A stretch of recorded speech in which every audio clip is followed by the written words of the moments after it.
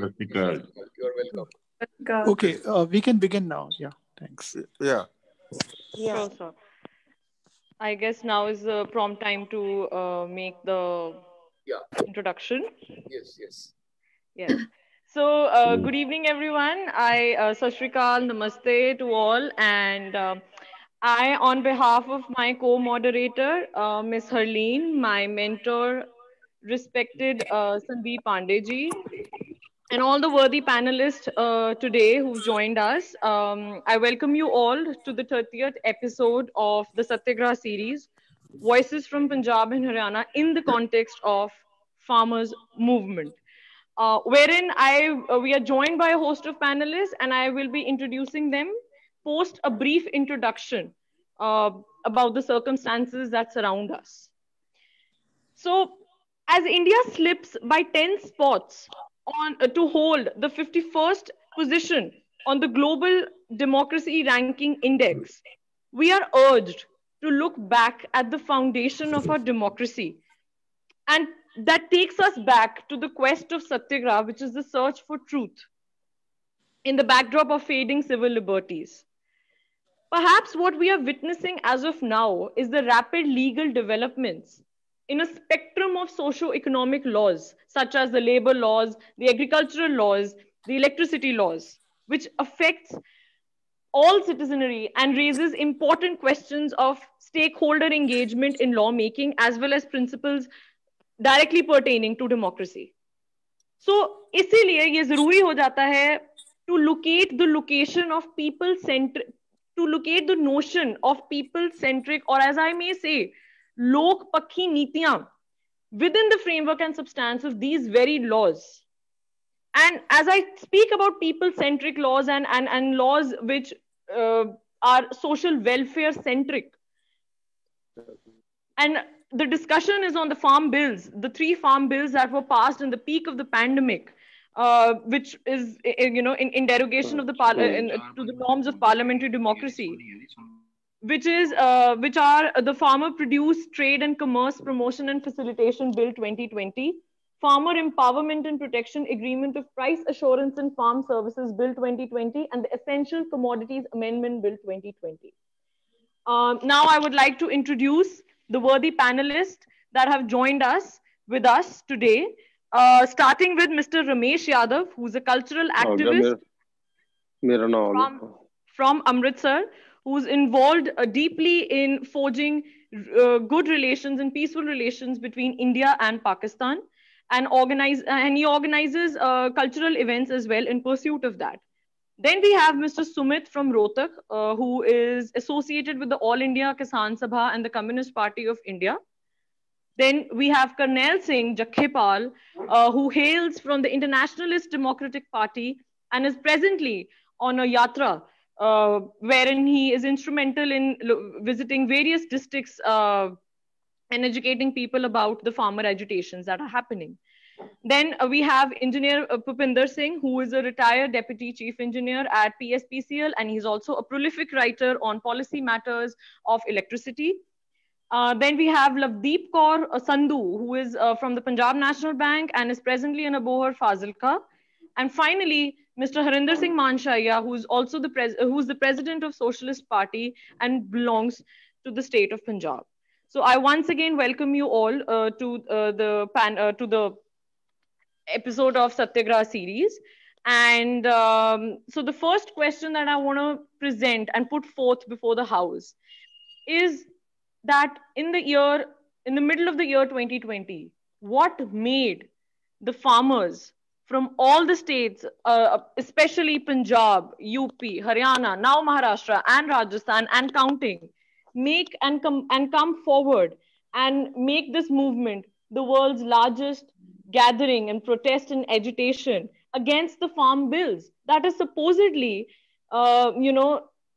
intended to sort of revamp and change the whole landscape of the farming sector. So what is it that has grabbed the attention from all sections of the society? And my question goes to the first panelist, Mr. Ramesh Yadav. And I would like to have your views on that, and we can get this conversation flowing from there. Thank you. Sir, your opening remarks. Just a minute before before Ramesh bhai speaks. Harleen has brought in some speakers. I know. I can see Prabha Noor ji. So Harleen, can you briefly introduce the speakers that you have brought in? Because we could not put their names on the poster. So just introduce your speakers, and even other people who are joining, if we have time, can speak. So briefly introduce your speakers, and then Ramesh bhai will begin. Ramesh bhai, आप बोलने के लिए तैयार रहिए. हरलीन पहले बोलेंगी आपके. Yeah, so well, first of all, we would need to welcome Prabnu. She's from Chandigarh, and she's been actively participating in this protest at the Singhu border, along with her family. And it was very nice to see the female participation in this protest, even though she does not have, I think, direct, this background with agriculture, but the way she's come up with support. And she's been busting some myths about this support and, rationalizing it in a very proper channelized manner on social media. So, and then the other one joining here is Arvinder Singh Vir. He's in the R&D branch of John Deere. So he's one of the affluent farmers in Punjab.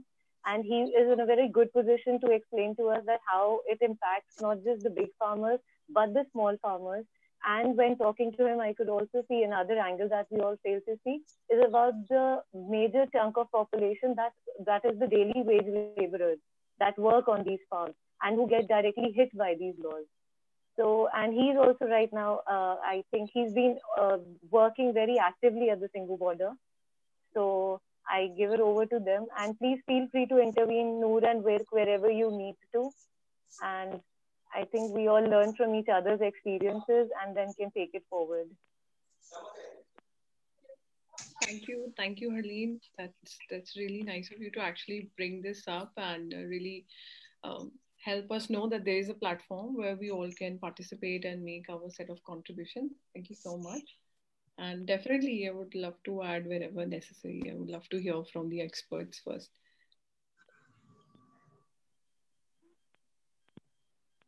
Yeah, so I think so. I spoke to Ankit ji.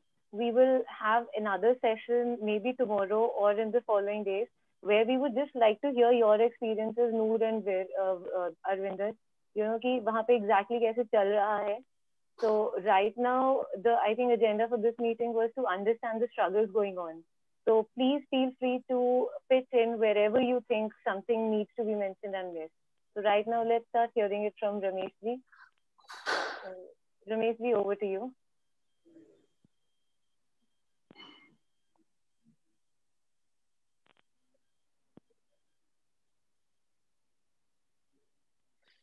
Ramesh ji, you need to unmute.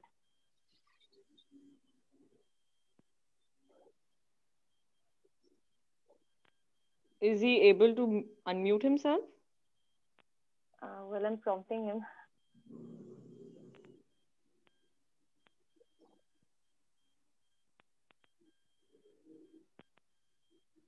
Ramesh ji, unmute कीजिए. We can't hear you.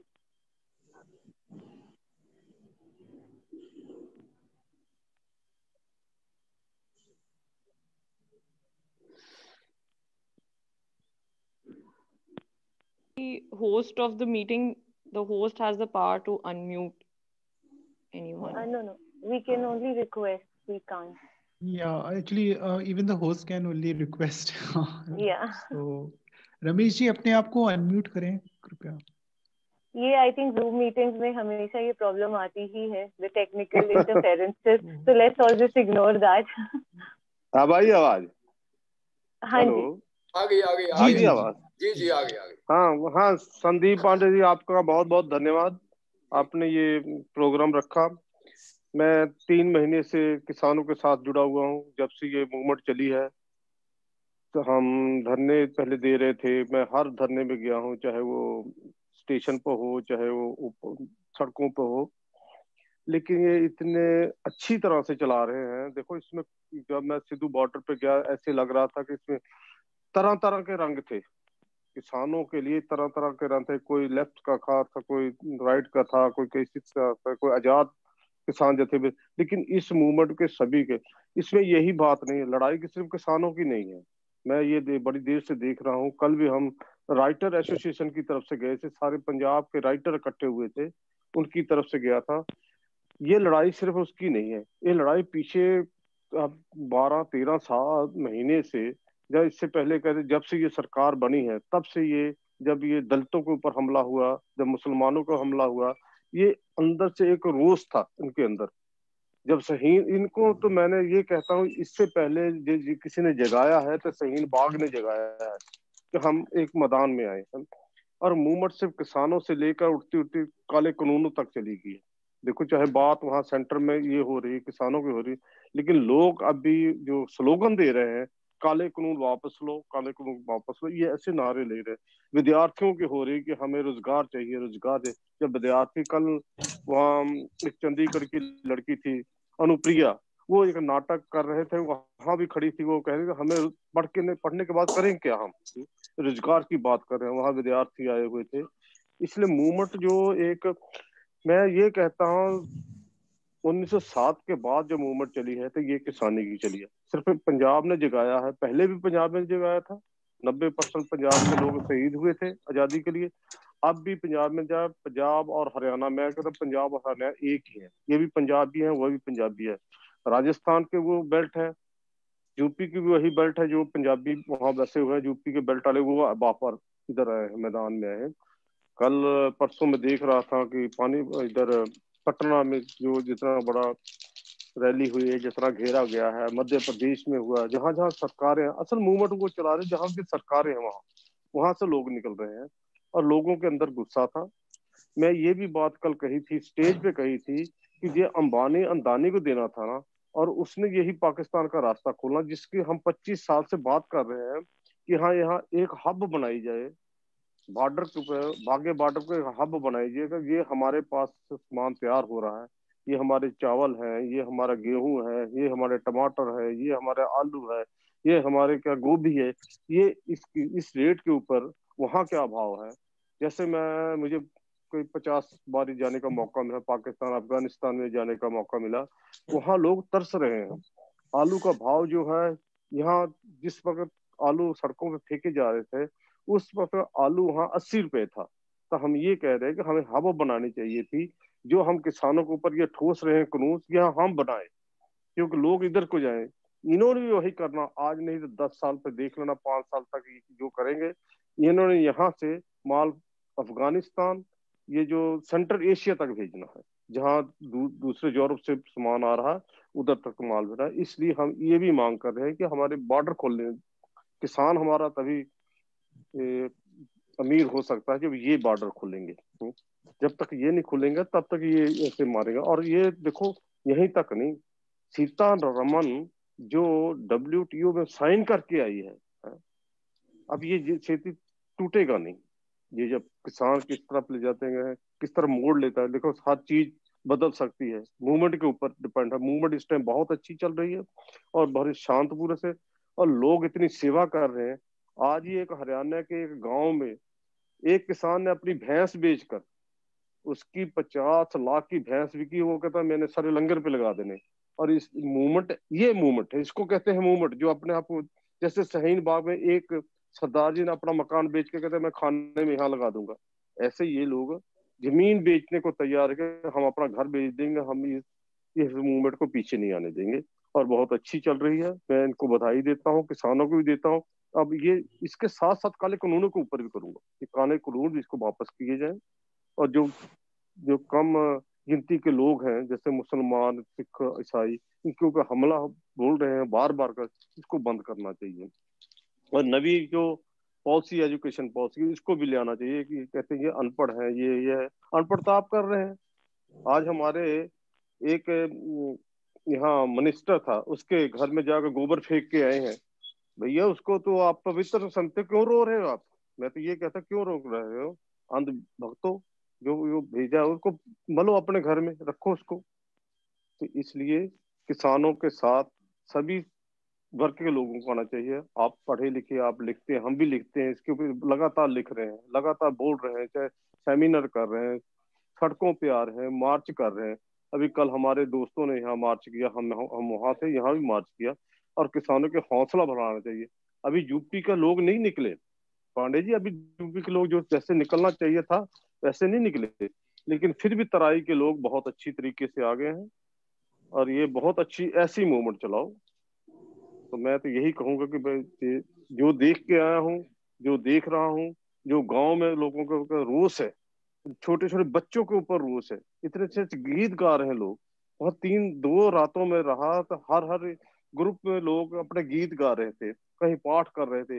एक बीबी यहाँ से जाने लगा तो कहते ये 100 रुपया मुझसे ले लो, वहां जा लंगर में डाल देना। और ये है इसको मूवमेंट को, ये है।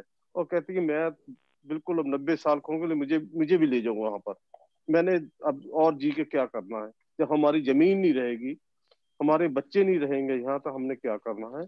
इसलिए लोगों के अंदर जो जितनी बड़ी दहशत बनी है कि हमारा जो मकान ले लेंगे, हमारा घर ले लेंगे, हमारी जमीनें ले लेंगे, हमें मजदूर बना देंगे, ये देखो इसके ऊपर हमें डिबेट करनी चाहिए, लगातार करनी चाहिए।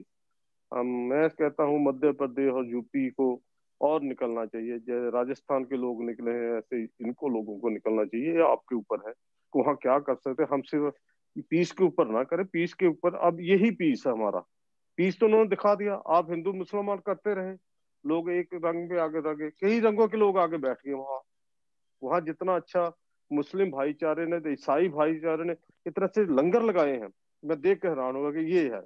तुम तो मुस्लिम हिंदू को बांटते रहे, वो देखो एक तब कर दी। उनका खाना वो खा रहे हैं, उनके साथ सो रहे हैं, उनके साथ बैठ रहे हैं।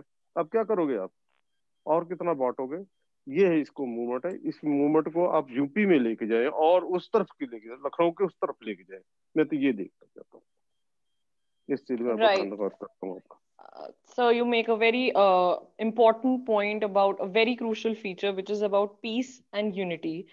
And the another part of the movement that is sustaining and about the farmer agitation, which is about the opposition. कि क्या opposition है?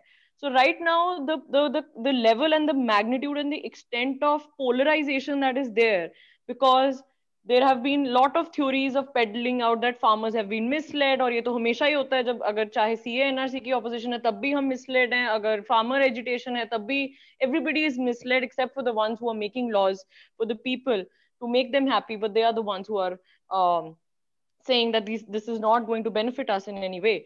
So there are two extremes. There are two extreme ends, wherein on the one side the government is saying that this is an intervention from the private sector, which is going to liberalize and deregularize the farming sector on the one hand, and then there are the farmers.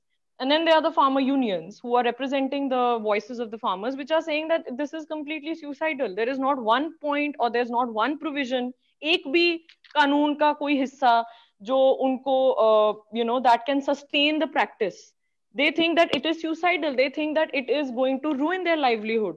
So there are two extremes. So either it is with us or against us wali baat hai. So do you think, and so far with all the meetings that have happened, there are 4-5 negotiations that have happened, and in all those, the farmer unions have presented a very brave front, which is about not settling for anything less than repeal. And obviously the angst that comes from the fact that they were not consulted beforehand because of and it is proven by the way they were passed in complete derogation to the principles of parliamentary and liberal democracy. So do you think that there is some form of common ground that can still perhaps be achieved at this crucial stage? Or it is either repeal or implementation? What do you say about this? And I want to have Mr. Sumeet Singh to give his views on this. हाँ, शुक्रिया। मैं सबसे पहले तो आपका धन्यवाद करना चाहूंगा कि अपने विचार साझा करने के लिए और यहाँ पे जो है मौका दिया। और बातचीत के शुरुआत में मैं श्रद्धांजलि भी अर्पित करना चाहूंगा। आज भी जो है 2 हमारे किसान साथियों ने जो अपनी जान की शहादत दी है, शहादत है इस किसान आंदोलन को कामयाब बनाने के लिए कुर्बानी दी है। और 50 के लगभग ये आंकड़ा हो जाएगा धीरे धीरे। तो संख्या लगातार बढ़ रही है पर सरकार जो झुक नहीं रही है। और जैसा कि सवाल भी आप करें, मेरे से पहले भी साथी ने रखा था, एक जो चीज सबसे पहले मैं कहना चाहता हूँ कि जब 3 जून को ये कानून अध्यादेश के तौर पे आए थे और उस समय पे क्योंकि कोरोना का एक ज्यादा संकट था, सब कह रहे थे कि बीमारी लग जाएगी, हो जाएगा, हो जाएगा, उस किसानों ने पूरी जो है तैयारी की, इस कानून को समझा, उसके खिलाफ जो है समझते हुए 10 तारीख को, ये 10 जून को किसान सड़कों पे उतर गए थे। सिर्फ पीसफुल एक तरह का प्रोटेस्ट उन्होंने किया है। दूसरी जो चीज इसमें है कि वो ये है, जो हमें समझने की जरूरत है कि कोई आम और साधारण लड़ाई नहीं है कि कोई एक मांग मनवानी है। ये असल में इस देश की जो बड़ी पूंजी है ना, कैपिटल जो है इस देश की बड़ी पूंजी है, अंबानी और अडानी। और एक चीज और इसमें जो है, ये कानून अध्यादेश जो जून में आते हैं, लेकिन मई के अंदर हरियाणा में मोरखा में जो है हरियाणा की सरकार वो जो है जमीन दे देती है अडानी को, वहाँ पे जो है और जो है गोडाउन बनाने की जो है पहले से बहुत पहले से तैयारी कर रखी थी। तो ये लड़ाई जो है बड़ी पूंजी के खिलाफ लड़ाई है, कोई साधारण लड़ाई नहीं है। इसलिए लड़ाई अभी लंबी चलेगी और जितनी लंबी चलेगी मेरे को लग रहा है उतना मजबूत भी होगी और लोगों की पार्टिसिपेशन जो है उतनी ज्यादा इसमें बढ़ने लगेगी। 27 तारीख को जब हरियाणा के अंदर से पंजाब के किसानों ने बैरिकेड तोड़ते हुए और उसके साथ हरियाणा के किसानों ने बीच में पुलिस की दोनों तरफ किसान, एक तरफ हरियाणा का दूसरी तरफ पंजाब का, बड़ी संख्या में जब वो निकले और वो बैरिकेड्स तोड़ते हुए सब काम करते हुए दिल्ली पहुंचे, जितनी संख्या उस दिन थी दिल्ली के चारों तरफ, आज उससे कई गुना संख्या बढ़ चुकी है। और दिल्ली के चारों तरफ लगभग 7-6 जगह पे जो है मोर्चे आज चल रहे हैं, एक तरह से बॉर्डर्स के ऊपर, जहां लाखों की संख्या में और इस कड़कड़ाती ठंड में, जमा देने वाली ठंड में कह सकते हैं, -डिग्री टेम्परेचर जो है उस समय पे किसान जमा हुआ है और हर रोज जो है ये संख्या बढ़ने लग रही है।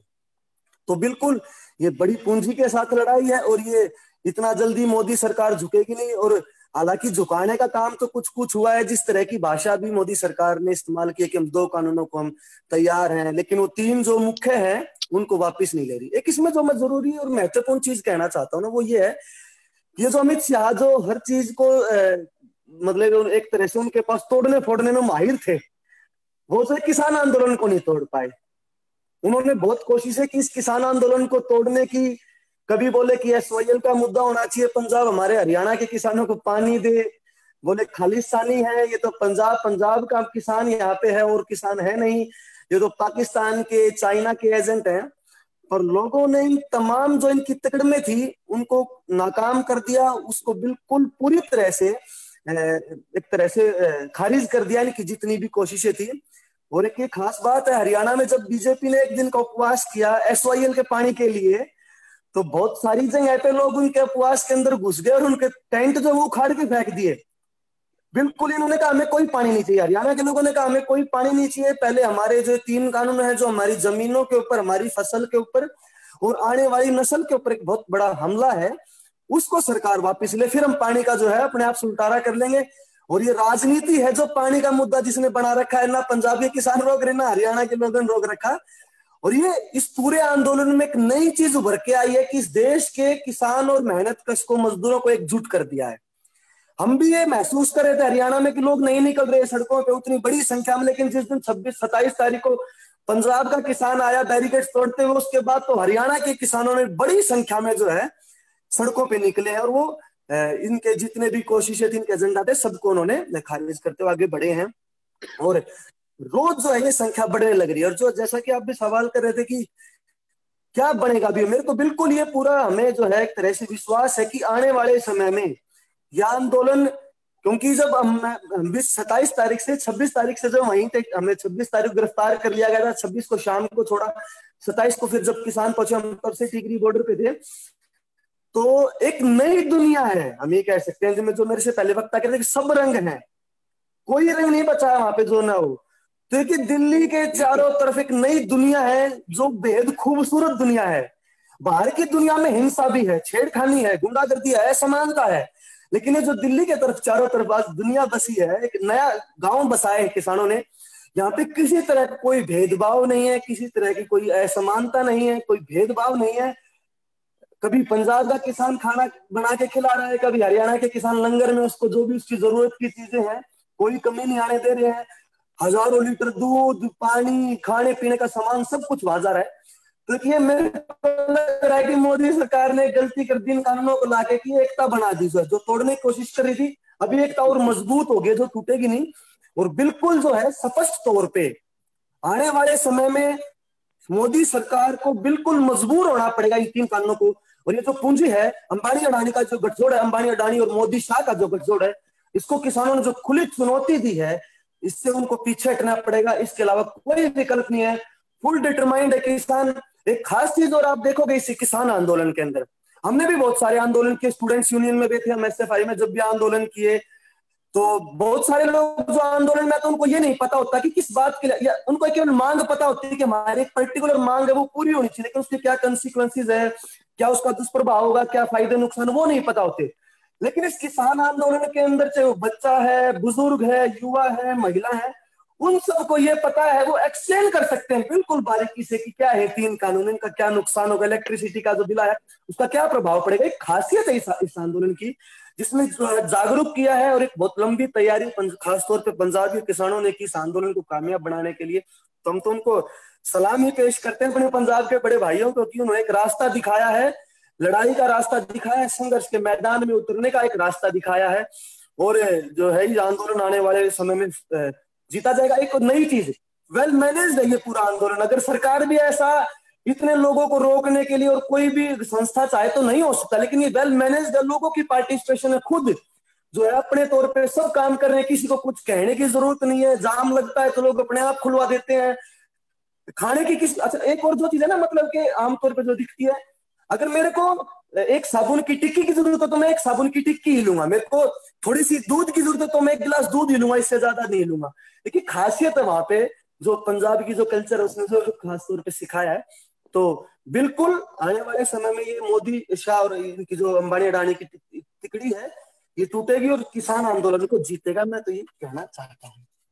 Absolutely. And moving on from here, let's talk about now the deep centric policy issues and the changes जो ये काले कानून या bills लेके आना चाहती है. And I'm going to raise a question about the fact that the bills broadly deal, you know, with the range of farmers, and there's a huge concern about protecting the farmers, small and marginal farmers, contractual farming, contractual inequality, food grain storage, rights of the private players. कैसे इन्होंने legal system जो है, relief का system है, उसको कैसे इन्होंने निकाल के, it has been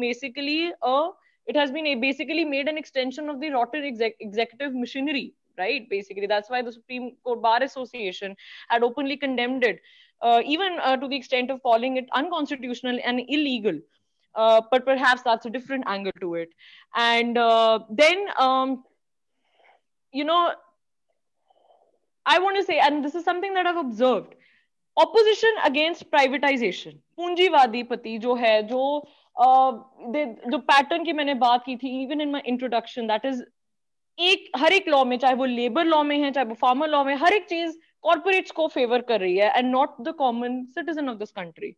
So what is it like, where are we, at what point are we being misled? Are we like so weak and powerless that, you know, somebody is making law for us and we are not, we don't have any key engagement in that process? And most importantly, since a few years, and even like a couple of years before this government came to power, people have showed a sort of distrust in the public sector कि नहीं, public sector, government cannot handle everything, कुछ ना कुछ तो private होगा ही. Privatization is something that is basically democratic structure है. चाहे हमारा कॉन्स्टिट्यूशन, संविधान कहता है सोशलिज्म, लेकिन अब तो आपको भी पता है कि नाम की सोशलिज्म है, right? So the fact that हमारी इकोनॉमी या हमारा जो सोशल जो स्ट्रक्चर है, जो ढांचा है, that is rapidly moving towards privatization, not only because of the failure of the public sector, it is a global phenomena. That's why perhaps right-wing governments come to power with sweeping majorities. Do you think that, you know, privatization, just arguing in favor of privatization, कि the government cannot handle everything and their privatization will bring efficiency in the system, is that an argument enough to be justified? More so in the farming sector, where MSP is not guaranteed. There is no written confirmation or guarantee of an MSP, which is like the lifeline for a farmer, and more so for a farmer who holds a very small piece of land. You know, that the MSP is a question of dignity, not even for an economic survival. So how do we navigate that space of so many deep inherent problems in the bill that are symptoms of privatization, but still people are arguing, still the common man and still the middle class of the country is arguing that no, privatization is something that will completely change the landscape and farming sector mein, the farmers income will increase, or jo land holdings hai uspe increase hoga, farmers will have more opportunities, and dismantling of the mandi system. So I want to have Mr. Karnail Singh and perhaps Lavdeep Kaur also to shed some light on these inherent issues that are discussed, and sadly the mainstream media does not cover them. So the lack of MSP and the policy issues that have been created by the bills. Just 1 second. No worry, sir. Take your time. Hello. Yes, we can hear you, sir. Yeah. देखो, मैंने तो आपको पहले, this is my first day.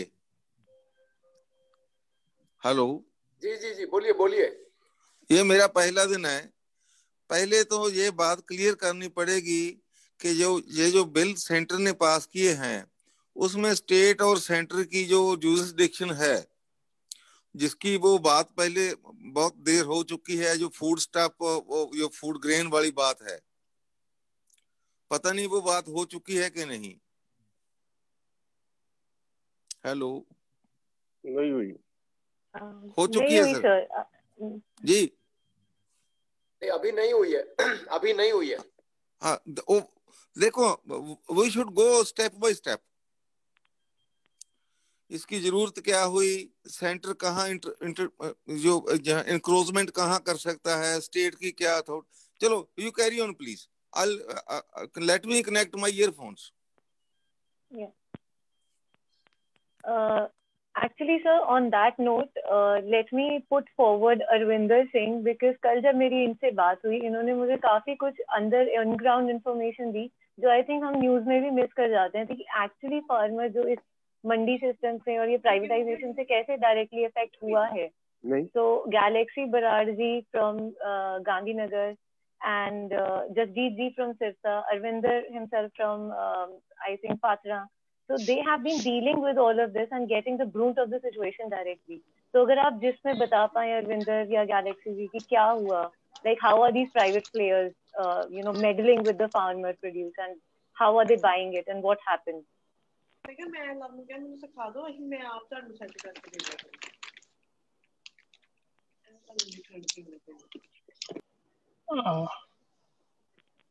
Hello everyone, good evening.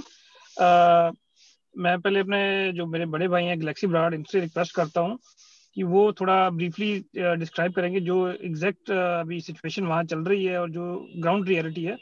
तो please hand over to mister Galaxy broad.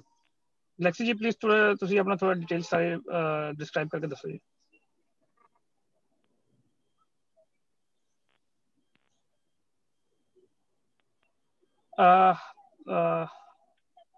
Unmute करो, आवाज नहीं आ रही थोड़ी.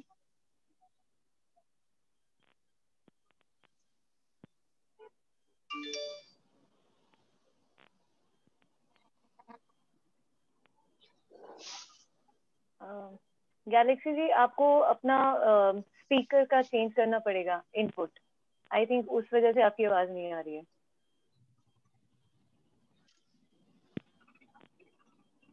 पर Arvinder, in the meantime that he connects, क्या आप बताएंगे everything that you shared with me over the phone, जो आप बता रहे थे कि कैसे डायरेक्टली कैपिटल जो ये कंपनीज हैं, ये कॉर्पोरेट जब ये ठेके पे लेते हैं और क्या होता है, क्या चलता है, आप अगर ब्रीफ में इतने टाइम में शेयर करेंगे, I think it will be very informative. पढ़ना कुछ और डील किया है. हाँ जी, एक्चुअली जो मेरे फ्रेंड है Galaxy Brar, he has been in this for the last 4-5 months. तो वो थोड़ा ब्रीफली आपको डिस्क्राइब करके हर एक चीज डिटेल में बताएंगे, because he is good speaker. तो मैं ऐसा नहीं बोल सकता जैसे वो ब्रीफली डिस्क्राइब करके आपको बता देंगे. तो मैं इसीलिए उनसे थोड़ा रिक्वेस्ट करता हूँ, एक्चुअली वो माइक कनेक्ट कर रहे हैं, तो जैसे कनेक्ट होता है वो आपके पास लाइन पे आते हैं अभी. ठीक है. अच्छा, मुझे लगता है तब तक हम अगले स्पीकर को ले लें, क्योंकि शायद करनैल सिंह जखेपाल और लवदीप दोनों ही नहीं है. तो अगर प्रभनूर जी अगर कुछ बोलना चाहे इस पॉइंट पे, तो we would like to invite her. Thank you so much, Mr. Sandeep Pandey. So what exactly would you like to know? There are many contexts in which this discussion can be branched out. तो उसी में मैं KD side ते ज़्यादा नहीं like what? Yeah, so the context is probably ji that we're talking about privatization, and ever since like the month of October, November, December ho gaya, now we are in like 4-5 months into the protest. What the key highlight is opposition against privatization, that people are finally aware of the evils of privatization, right? And why is privatization being introduced? It's because of the nefarious designs of the government, and we are not let's not go that way. What we are concerned is कि bills के अंदर जो provisions हैं, whether it is MSP को खत्म करना, dismantling the mandi system, under the garb कि opportunities farmer को ज्यादा मिलेंगे, but the fact is that they have been arbitrarily clubbed together. There is not like there are different kinds of farmers, but they are being arbitrarily clubbed together, and उनके लिए relief system जो है वो खत्म किया गया है जो originally था. So this is also in violation of the Swaminathan report, which the farmers want that to be implemented. So what are your views on the evils of the privatization, and how do you like the think that ये कहाँ तक opposition जाएगी, and how far can masses be educated about the evils of privatization? See, Simran, there is a lot of like I have personally been associated with few of the farmers, and I come from a family of farmers itself. So I understand that how farming is a business where the intentions are very clear when it comes to the nation. There is no adulteration when it comes to farming, when it comes to producing food. So this was one sector which was sacred to all the people. इसमें कभी ऐसा नहीं सोचा था कि अच्छा इसमें भी पॉलिटिक्स खेल सकते हैं या इसमें भी कुछ ऐसा घुमा के कुछ ला सकते हैं. But here we don't deny the fact that we need privatization. We need some percentage of privatization as far as the contribution towards the GDP is concerned. But here we are served with something that we never asked for. It's like हम एक hotel में जाते हैं, हम वहाँ पे order करते हैं कि भाई हमें रसमलाई ला दीजिए, और वो हमें चिकन ला के दे देते हैं और बोलते हैं कि नहीं इसमें विटामिन ए है, बी है, सी है, और आप ये खाओ, ये आपके लिए अच्छा है. पर हमने वो मांगा ही नहीं है. First of all, we don't need it. Why are we being served when we have thousands of other reasons to really look at? Why are we serving this area? So definitely there is a lot of it's dubious in intent when it comes to taking up such a bill, putting it in front of the farmers and then telling them कि आपको नहीं पता ये हमें पता ये बहुत अच्छा है. Just because privatization worked in certain sectors. Okay, 1 second. So sorry, actually I got a call. So just because privatization worked in one sector doesn't mean कि वो दूसरे में करेगा.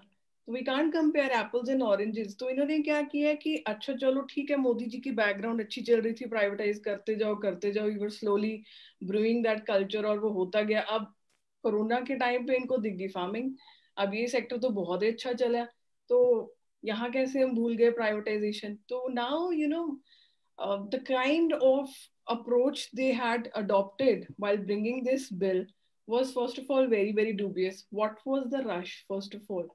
Okay, fine. If you want to bring in some kind of privatization, first of all, educate the farmer. You need to bring the farmers to a level where they are aware कि अच्छा हमें privatization आनी चाहिए, हमें trading आनी चाहिए, हमें MSP, हर चीज के बारे में we need to be very, very aware and be ready with what it takes to be there. अब वो बेचारे फार्मर्स इतने पढ़े लिखे नहीं है कुछ हद तक, और यहाँ पे प्राइवेटाइजेशन जो कंपनियां ला रहे हैं वो हार्वर्ड से MBA करके आ रहा है, कोई कहीं से आ रहा है. अब भाई एक बंदा वहां से बैठ के MBA करके आ रहा है और वो एक बेचारे एक ऐसे फार्मर के साथ बातें करनी शुरू कर देगा जिसको नेगोशिएशन तो दूर दूर तक नहीं आती है, उसको ये भी नहीं पता कि ये लॉज क्या है, मेरे राइट्स क्या है या क्या है क्या नहीं है. सो इस ग्राउंड पे तो definitely it was really too early to bring in and actually even think of privatizing this field. ये बहुत ही early है stage. Second, bringing it in a time where everything's under lockdown. What was the rush? Third, people are definitely hostile. In the constitution itself किसी ने support भी नहीं करा है. People have been fighting against not to bring this. वही बात हो गई कि आपके लिए चिकन अच्छा है, आप वेजिटेरियन हो या नॉन वेजिटेरियन हो, आप चिकन खाओ क्योंकि आपकी सेहत के लिए अच्छा हो रहा है, हमें पता है. But how do you know somebody might be allergic to it? How will you know this is a democracy? How can you snub somebody's voice and just let it be? आप अपना ट्रैक्टर चलाते जा रहे हैं. तो अभी क्या हुआ है कि definitely the nitty-gritties will be explained well by Mr. Brad, but here ये सिर्फ वो हो गया कि इन्होंने एप्पल्स एंड ऑरेंजेस कंपेयर कर दिए कि मोदी जी के टाइम में प्राइवेटाइजेशन डेफिनेटली वो एक अच्छा आइडिया कुछ सेक्टर्स में चलता रहा था, तो इसलिए हमें भी ये चीज को इस चीज में भी लाना चाहिए. इनको कुछ पता नहीं चलेगा, तो इन्होंने बड़ी शराफत से बड़ी छुप छुपा के ये काम कर दिया. बट गलती ये होगी कि इस बार वो पंजाब के साथ आके फंस गए. हियर पीपल, उनको लगा था ये पढ़े लिखे नहीं है, maybe they are too ordinarily dressed up, so they really misjudged us, and then the result is in front of us, and here people are very well aware. एक अन्ना हजारे जी का प्रोटेस्ट हुआ था, एक पार्टी निकल के आ गई थी. I'm sure this time we'll have an informed farmer and informed voter also going to come out of this. Absolutely. So, yeah. And moving on and taking forward the thread of privatization that you said, which is unjust and dubious. These are two very important, I would say, words and terminologies जो explain करती है इस वक्त क्या situation and what are the dark times ahead. So I'm going to request Engineer Pupinder Singh that he can talk about the relation between the farm laws and the electricity amendment bill. Which and the close relation they have. Which and the close relation they have. The close relation they have as far as the demand of subsidies is concerned and as far as this thread of privatization is concerned. And he'll be shedding more light on that aspect. So you can unmute yourself.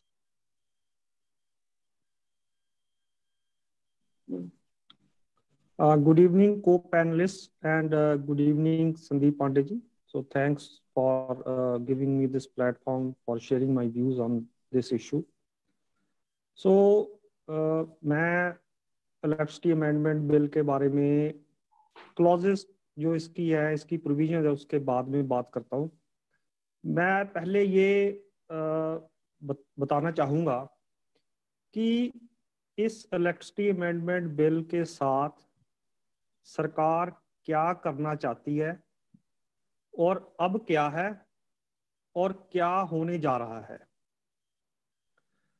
तो मैं इस amendment bill के बारे में पहले भी अपने विचार जो है वो अखबारों में देता रहा हूँ, और मैं अपनी सर्विस के दौरान भी ट्रेड यूनियन में काम कर चुका हूँ, और ये प्राइवेट सेक्टर और पब्लिक सेक्टर की डिबेट जो है ना, ये इस पे हम भी अपना विचार जो है वो देते रहे. तो ये जो इस संदर्भ में जो बोलने वाली बात है कि जो एम्प्लॉइज हैं या ट्रेड यूनियनिस्ट हैं ना, वो हमेशा पब्लिक सेक्टर के फायदे गिनाती हैं, और ज्यादातर पॉलिटिकल पार्टीज, ज्यादातर in various states and even in this at the centre, वो पिछले कुछ दहाकों में प्राइवेट सेक्टर के फेवर में या उस तरफ जो है उनका झुकाव रहा है. तो ये ज्यादा जो है दौर जो है वो जब 1990 में लिबरलाइजेशन हुई ना, तो उसके बाद ये सोशलिज्म से हम जो है कहिए जो प्राइवेट सेक्टर की तरफ आई. तो अब उसको 30 साल हो गए हैं, उस सफर को हमने तय कर लिया है. तो ये इसका जो है ना, इस पे समीक्षा करने की जरूरत है ना, कि हम इसका फायदा हुआ कितना फायदा हुआ या कितना नुकसान हुआ, जो क्या करेक्शन लगानी है. हुआ ये कि अब ये जो गवर्नमेंट आई है अपने 2014 के बाद 2014 ईयर में, और छठा 7वां साल इनका हो रहा है. तो इन्होंने तो क्या है कि ये प्राइवेटाइजेशन का ना फास्ट पैडल ही प्रेस कर दिया है कि सारा ही प्राइवेट और हर चीज जो है ना उसमें प्राइवेट करनी है. तो अब जो मैं अभी सिंघू बॉर्डर, टिकरी बॉर्डर किसानों के आंदोलन में गया और वहाँ सारा दिन वहाँ जो है उनके साथ बातें की, तो मुझे जो है एक चीज बड़ी वहाँ, जैसे और पैनलिस्ट ने उस आंदोलन के पॉजिटिव इम्पैक्ट फैक्ट है ना, जो यूनिटी है और जो डिफरेंट कम्युनिटीज इकट्ठी हुई हैं। एक जो है ना, मुझे और एक एंगल वहां बड़ा क्लियर दिखाई दिया कि आम लोग हैं वो प्राइवेटाइजेशन के विरुद्ध बोल रहे हैं। वो कह रहे हैं कि जो इतनी हेल्थ में प्राइवेटाइजेशन हुई, बैंकिंग में हुई, खासकर एजुकेशन में हुई, तो वो उससे खुश नहीं है, लोग खुश नहीं है। So the point I want to make is, if the people are not happy with privatization, are not satisfied with the benefits of privatization, it is essential that we balance our policies at the state and national level, whereas to the contrary, it is being accelerated. और जो acceleration इस दौर में जो labour laws में, farm sector में, electricity में, education में हो रही है, वो तो अनप्रेसिडेंटेड है। ये तो देश को जो पॉलिसीज बन रही है, ये आज से 20-30 साल बाद देश और समाज कहाँ जाएगा उसका तो अंदाजा लगाना ही बहुत मुश्किल है। और मैं अगर ओवर एम्फेसाइज नहीं कर रहा हूँ कि डर लगता है कि क्या होगा आने वाले समय में। तो मैं इलेक्ट्रिसिटी के बारे में अब बात करता हूँ स्पेसिफिकली। पहली बात तो यह है कि बाकी पिक्चर क्यों नहीं आ रही एक्ट, तो this electricity amendment act, you see, it will, they defeat the federal structure of the constitution. It is a centralization of the whole electricity business. And second thing is that this will privatize the distribution sector of the electricity. अब ये जानने की जरूरत है कि why see the central government, why is it so interested in privatizing the distribution sector? You see, the thing to understand in electricity is that one thing is electricity is a basic human requirement on which the whole wheels of the economy are run. If there is good electricity, everything will be good. If electricity becomes bad, all the sectors of the economy, they will slow down. So the electricity sector, it's divided into three components. One is the generation of electricity. Second is the transmission of electricity. And third is the distribution of electricity. Electricity Act 2003, which was enacted during the tenure of Vajpayee Saab, our Prime Minister, previous NDS government, the generation sector was privatized. So the share of the private generation rose from 14% to it is 47% at present. And in future, most of the energy is going to be from renewable sector like solar, in which more than 95% investment is being made by private generators. So the electricity generation sector from 47% in coming decades, it may rise to 70 or 70. The share of the private sector may rise to about 70 or 75%. Now then comes the transmission sector. The transmission of electricity sector Act of 2003 says that it has to remain in government hands. Now the remaining is distribution sector. After 2003 Act, the private sector participation in distribution has been limited and confined to the city areas only. So this act, now the amendment, there are two basic takeaways from this act. One is centralization, that is taking away these rights of the state governments in the electricity sector. And second big thrust area has to be privatizing the distribution sector of the electricity. Because why? It is very important to understand why. Because the cash chest of the electricity sector is the distribution, because distribution sells to the consumers, collects bills from them, it has the finances, and the generators sell to the distribution sector. They have to get their payments from the distribution. So they are not comfortable. They say, okay, private sector people, private generators, they are saying, okay, electricity generation is in our hands. We are getting a bigger share, no doubt. But we have to get payment from the distribution sector.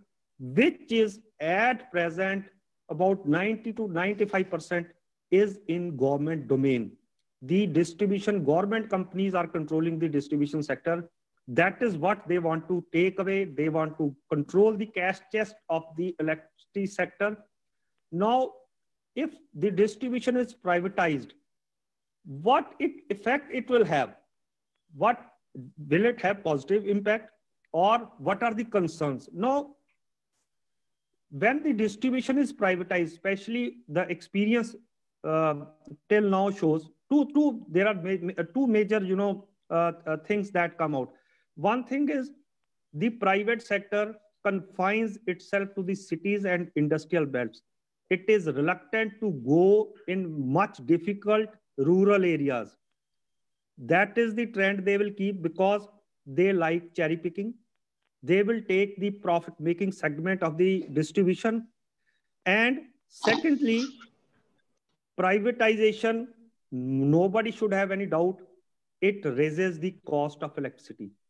Even the government of India statistics, their documents show that wherever distribution is in private hands, the rates of electricity are much more than where the distribution is in a government hand.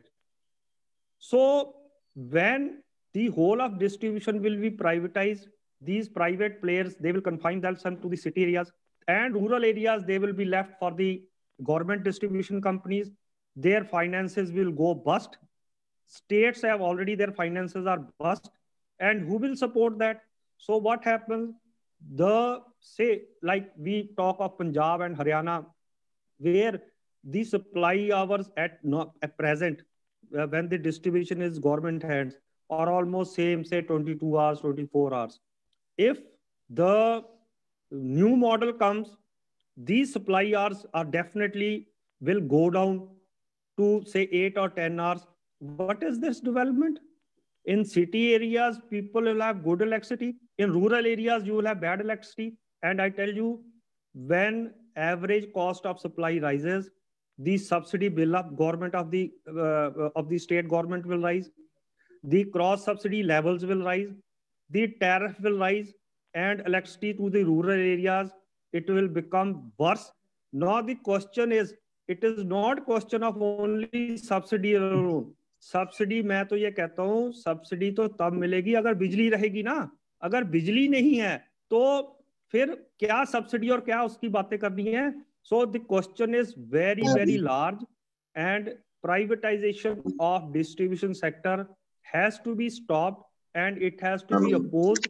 We are the kind of, our society is, and the income levels are.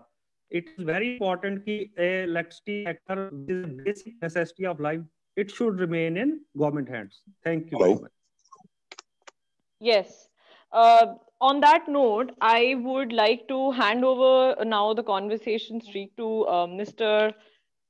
Harinder Singh Manshaiya, who can take forward this thread of privatization that was being discussed from both standpoints, the electricity and the farm bills. So previously, there were some questions raised about MSP, about inequality, about lack of relief within the farm bills, as well as the thread of privatization that basically increases inequality. So I would like to have Mr. Manshaiya's view on that. मेरे ख्याल से मनशैया जी शुरू में आए थे, अभी दिखाई नहीं पड़ रहे हैं.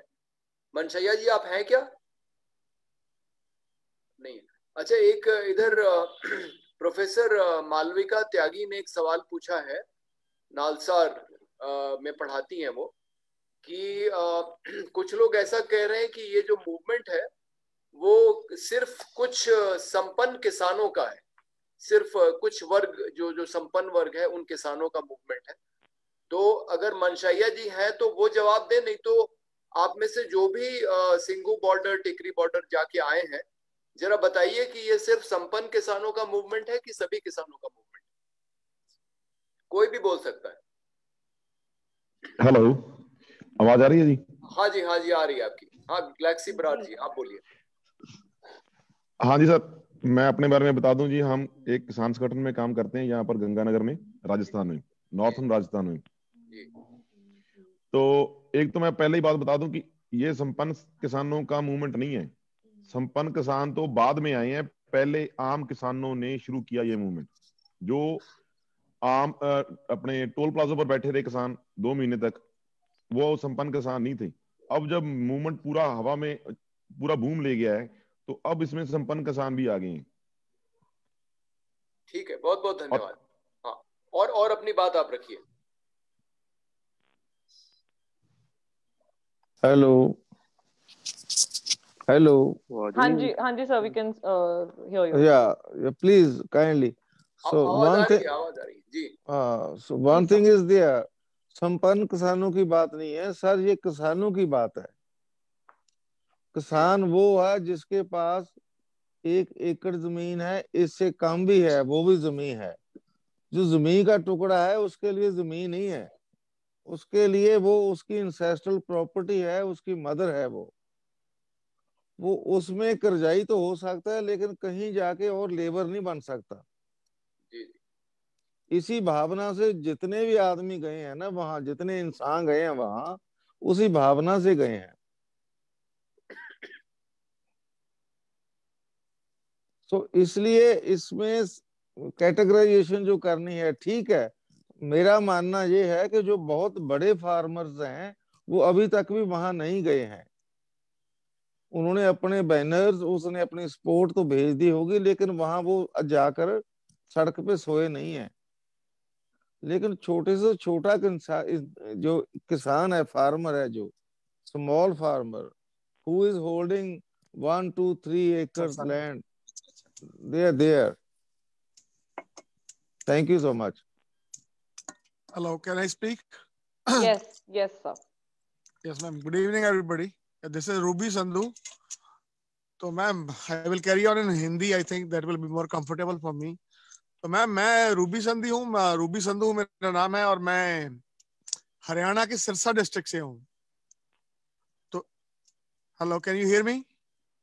जी बिल्कुल। हाँ जी। आ रही है। तो ऐसा था कि जैसे हमारा गांव जो है, हरियाणा जो है, वो किसी भी पंजाब की किसान यूनियन से टच में नहीं था।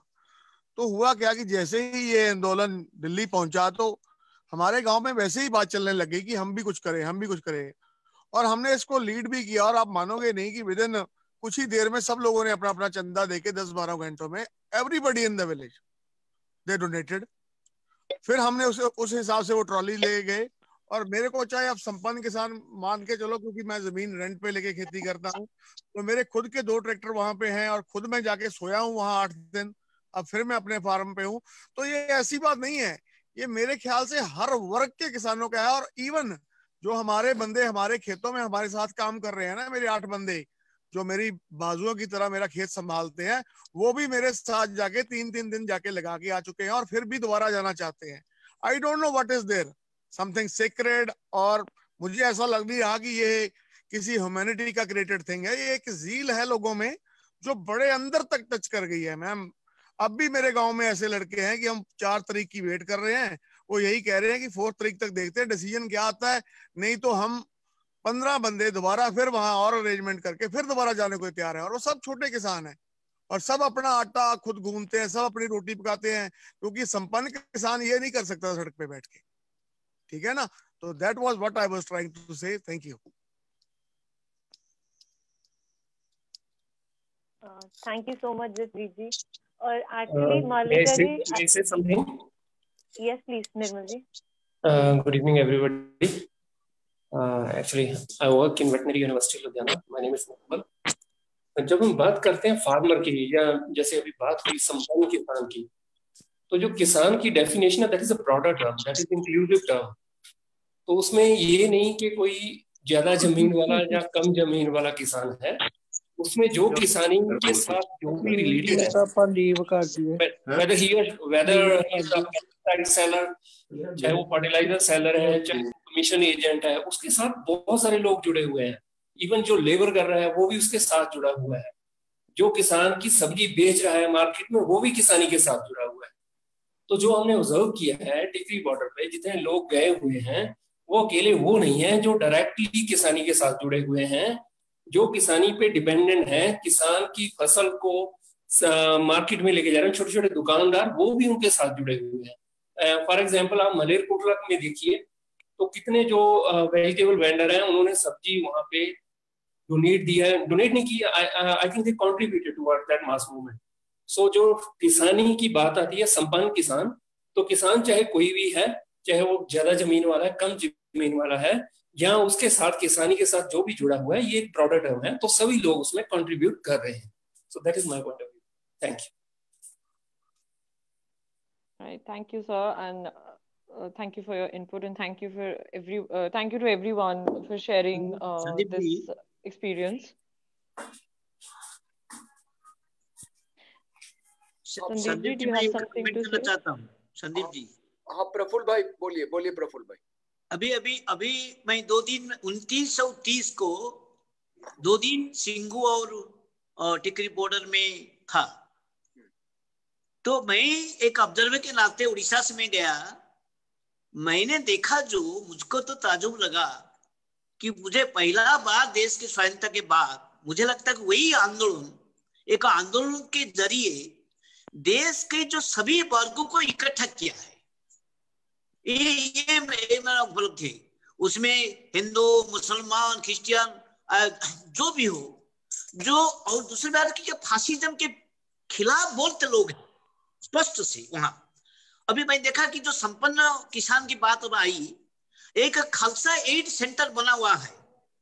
अगर जो किसान बहुत गरीब भी है, जिसके पास टूथपेस्ट भी नहीं है, शीत वस्त्र नहीं है, तो उनको देने के लिए वो एक व्यवस्थित जो लोग कंट्रीब्यूट करते हैं, लोग लाइन में खड़ा होकर, तो कोई शीत वस्त्र या और चप्पल और जो भी लोगों को जरूरत है वो लेते हैं। तो संपन्न असंपन्न ये लोग यहाँ पे हैं, जो सभी लोग वहां पर है, जो उसके पास कुछ है या कुछ नहीं भी है, उसे मैं देखा। दूसरी बात की जो वहां में, और दूसरा कि क्या जो सर्विस है, जैसे वे हमारे एक साथी बोलते थे कि एक जो परस बीच बीच में कोई किसी को सर्विस रेंडर करते हैं, कोई धुलाई करता है तो साफ कर देते हैं, कोई किसी को ऐसा भी देखना पड़ा। मुझे लगता है कि इस तरह एक जो बंधुतापूर्ण ये भाईचारा ये जो है उसको देखना मिला हमको यहाँ।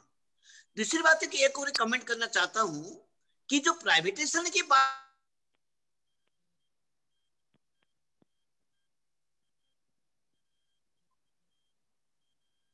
There's a technical glitch from his end. Yeah. I think we can move on. Towards conclusion? Yeah. Okay. I think towards the end you can give time to anybody who has not spoken so far and would like to speak. But still, I think there are people who would like to express their opinion. There is already a comment in favor of privatization by Gagandeep Singh in the chat box. So I think this we will have to take up tomorrow. Yeah. जितने लोग भी join किए हुए हैं, हम आपको बता दें कि कल भी हम इसको जारी रखने वाले हैं, कल 7 बजे से। हम 1 घंटे के बहुत ऊपर नहीं ले जाना चाहते इसको, क्योंकि कल ये एक दी पब्लिक पोर्टल पे भी रिले होगा, तो इसलिए कल फिर हम एक और चर्चा रख लेंगे, और उसमें और जो आज वाला लिंक है वही लिंक रहेगा, उसी से ज्वाइन करेंगे। उसका हम एक फिर से अनाउंसमेंट बना के भेजेंगे, तो आप उसको भी, जैसे आज मैं देख रहा हूँ कि करीब 40 के लोग एक समय ज्वाइन कर लिए थे, तो और जो लोग भी कल ज्वाइन करना चाहें वो आ सकते हैं, और हम इसको कल जारी रखेंगे। लेकिन अब आज 5 मिनट के अंदर अगर और कोई साथी जो अभी तक नहीं बोले हैं, कोई बहुत जरूरी बात अगर किसी को बोलनी है तो वो बोल सकते हैं, नहीं तो मैं फिर सिमरन और हरलीन को कहूंगा कि फिर वो कंक्लूड करें। Hello sir. Shiv Narayan ji. Hello. मैं एक बात बोलना चाहता हूँ। जो फर्स्ट फॉर्म बिल है, उसका जो ऑब्जेक्टिव है वो बोलता है an act to provide for creation of ecosystem where farmers and traders enjoy the freedom of choice relating to sale and purchase of farmer produce। इसका ऑब्जेक्टिव ही पेपर में तो बहुत ही बढ़िया लगता है, पर प्रैक्टिकली ये टोटली अपोजिट है। कैसे? फार्मर आप अगर कोरिलेट करेंगे फार्मर को एक गोट और शीप, भेड़ बकरी की तरह, और ट्रेडर जो है उसका मेन पर्पज है to earn maximum profit, then correlate trader with the lion. How both goat and loin can have equal platform in the same area. Loin will eat the goat. Main purpose loin ਦਾ ਹੈ goat ਨੂੰ ਖਾਣਾ ਹੈ, ਤੇ farmer ਨੂੰ ਉੱਥੋਂ ਕੀ benefit ਮਿਲਣਾ ਹੈ? Trader ਦਾ main ਮਕਸਦ ਹੀ ਵੱਧ ਤੋਂ ਵੱਧ ਪੈਸੇ ਕਮਾਉਣਾ ਹੈ. ਪੈਸੇ ਕਦੋਂ ਕਮਾਊਗਾ? ਜਦੋਂ ਉਹ ਫਾਰਮਰ ਦੀ ਪ੍ਰੋਡਿਊਸ ਜਿਹੜੀ ਉਹਦੀ ਅਨਾਜ ਹੈ ਘੱਟ ਤੋਂ ਘੱਟ ਕੀਮਤ ਤੇ ਖਰੀਦੂਗਾ ਤੇ ਵੱਧ ਤੋਂ ਵੱਧ ਕੀਮਤ ਤੇ ਵੇਚੂਗਾ ਅੱਗੇ ਕੰਜ਼ਿਊਮਰ ਨੂੰ, ਤਾਂ ਹੀ ਉਹਦਾ ਮੈਕਸਿਮਮ ਪ੍ਰੋਫਿਟ ਆਊਗਾ. ਇਟ ਮੀਨਸ ਫਾਰਮਰ ਤਾਂ 101% ਮਰਨਾ ਹੀ ਮਰਨਾ ਉਹਨੇ ਉੱਥੇ. ਦੂਸਰਾ ਇੱਕ ਪੁਆਇੰਟ ਹੈ, ਇਹਦੀ ਕਲਾਜ਼ ਹੈ 4.4 ਐਕਟ ਦੀ. ਬੀਜੇਪੀ ਵਾਲੇ ਕਹਿੰਦੇ ਨੇ ਅਸੀਂ ਵਿਚੋਲੀਏ ਖਤਮ ਕਰਤੇ, ਪਰ ਜੇ ਤੁਸੀਂ ਕਲਾਜ਼ 4 ਨੂੰ ਪੜੋਗੇ then this act allows number of brokers, traders. वो क्या बोलती है? Any trader may engage in interstate trade or intrastate trade of scheduled farm produce with a farmer or a trader, another trader. It means you are introducing multiple traders in the trade area. ਇੰਨਾ ਬਲੰਡ ਝੂਠ ਬੋਲ ਰਹੇ ਨੇ ਇਹ ਵੀ ਅਸੀਂ ਵਿਚੋਲੀਏ ਖਤਮ ਕਰਤੇ, ਪਰ ਤੁਹਾਡਾ ਐਕਟ ਅਲਾਉ ਕਰ ਰਿਹਾ ਮਲਟੀਪਲ ਟ੍ਰੇਡਰਸ. ਇਟ ਮੀਨਸ ਜਦੋਂ ਮਲਟੀਪਲ ਟ੍ਰੇਡਰਸ ਆ ਗਏ, ਹਰ ਇੱਕ ਨੇ ਆਪਣਾ 15 ਮੰਨ ਲਓ 10% ਪ੍ਰੋਫਿਟ ਰੱਖਦਾ ਹੈ, ਉੱਥੇ 3-4 ਹੋ ਗਈਆਂ ਟ੍ਰੇਡਰ ਆ ਗਏ ਤਾਂ ਹੁਣ 50% ਤਾਂ ਉਹਨਾਂ ਦਾ ਪ੍ਰੋਫਿਟ ਹੋ ਗਿਆ. ਦੈਨ ਕੰਜ਼ਿਊਮਰ ਨੂੰ ਕਿੰਨੀ ਮਾਰ ਪੈਣੀ ਹੈ. ਇਹਦਾ ਇੱਕ ਹੋਰ ਵੀ ਇਹਦੇ ਵਿੱਚ ਇਹਦਾ ਰੀਜ਼ਨ ਹੈ ਇੰਟਰਸਟੇਟ ਇੰਟਰਾਸਟੇਟ ਰੱਖਣ ਦਾ.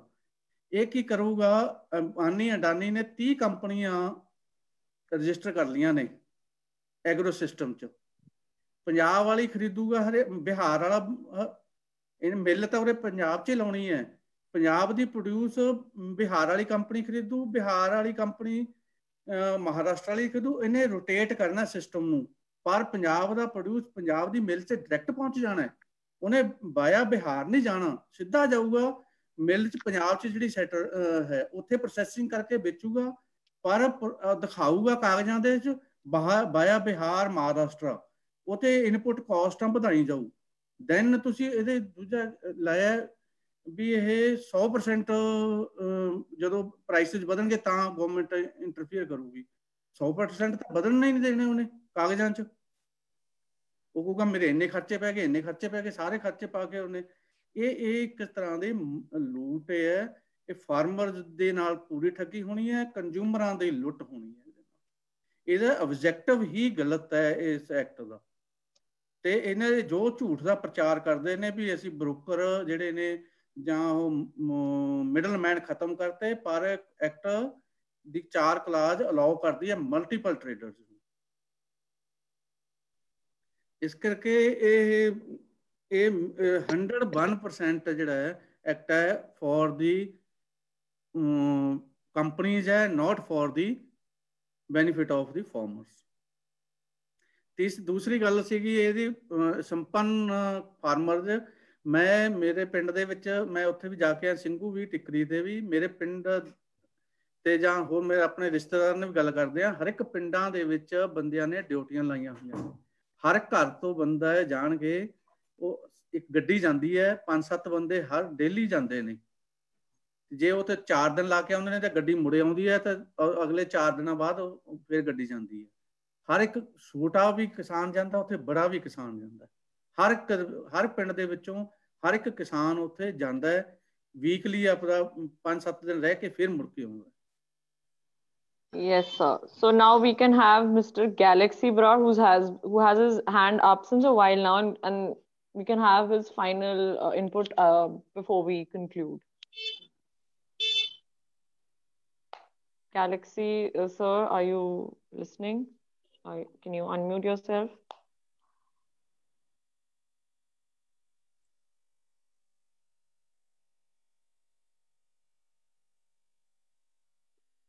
I think there's an issue with his audio. There's an again. issue, right? So I think it's already 7:16. Sandeep sir, I think we can call it a day and we can conclude. So thank you everyone for joining in, and all the issues that were addressed, whether it was privatization, the spirit of the movement, the spirit of unity on ground. We have basically so far tracked down the development that and the upheavals जो farm agitation जहाँ से शुरू हुई थी, right from Punjab, and now it is on the brink of becoming a pan India movement, and I pray that it becomes. And this is a very crucial threshold at which our country stands right now for all the values that are enshrined in our Samvidhan, in our constitution. So we pray that in this bitter cold weather, our farmers who are resisting and protesting for livelihood and for equality and justice that has been successively crippled away by the way of farm bills gets restored back, and the government finally concedes to the demands of the farmer union leaders, which is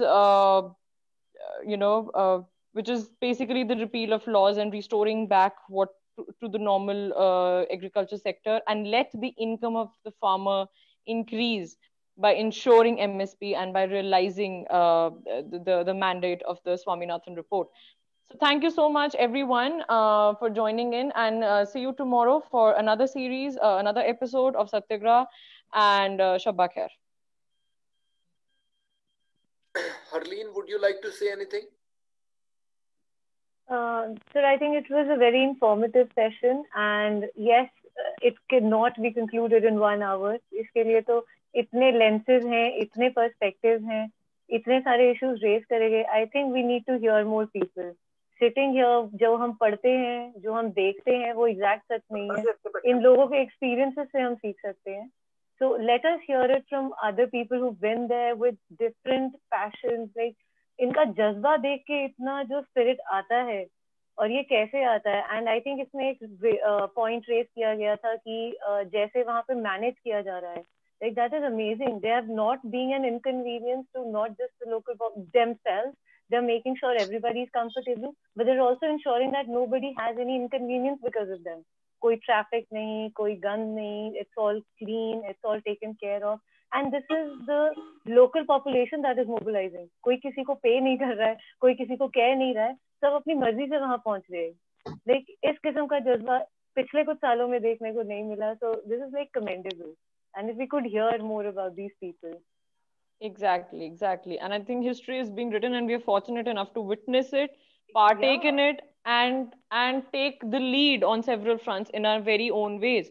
So I would like to thank Sandeep sir as well, for giving me this chance, and all the questions that and the discussion that is happening in the chat box. We can take note of it, and we can carry forward the discussion on MSP and private companies, and as far as the relation with the farm laws are concerned. Thank you. ठीक है, बॉबी ने message डाल दिया है chat box में कि जो link आज हमने यूज की है ज्वाइन करने के लिए, उसी लिंक से हम कल भी ज्वाइन कर पाएंगे, और कल 7 बजे हम फिर मिलेंगे. और मैं आप सभी लोगों से गुजारिश करूंगा, खास करके जो हमारे सामाजिक कार्यकर्ता रमेश यादव जी और सुमित भाई, दूसरे लोग, कि आप अपने और साथियों को भी इसमें लाइए, और जिन लोगों को आज बोलने का मौका नहीं मिला, हम उनको कल जरूर मौका देंगे. और मैं हरलीन और सिमरन से चाहूंगा कि वो कल भी इस सेशन को आगे कोऑर्डिनेट करें. और हमने तो ये तय किया है कि अगर इंटरेस्ट लोगों का रहेगा तो जब तक ये आंदोलन चलेगा, वैसे तो हम इसको हफ्ते में 1 दिन करते हैं सैटरडे को, लेकिन अब हमें लग रहा है कि जब तक ये आंदोलन चलेगा तब तक हम इसको चलाते रहेंगे. तो हम इसमें अलग अलग प्रकार के लोगों को भी ला सकते हैं, और किसी दिन हम बॉर्डर पे भी जो लोग हैं सीधे वहां से भी लोगों को ले सकते हैं. तो आप जिसको भी इसमें शामिल कराना चाहें, आप में से जो लोग शामिल हैं करीब 40 के लोग, आप उनको इसका न्योता दें और वो आके अपनी बात यहाँ पे रख सकते हैं। ये एक खुला मंच है, इस पे कोई भी अपनी बात रख सकता है और हम इसको आगे रखेंगे। इसके बारे में आप कोई सुझाव भी दे सकते हैं, और अगर कोई लोग अपनी कविताएं कहना चाहें, कोई गाना कहना चाहें, गाना गाना चाहें, तो उस तरह की चीजें भी हो सकती। बहुत बहुत शुक्रिया। Thank you.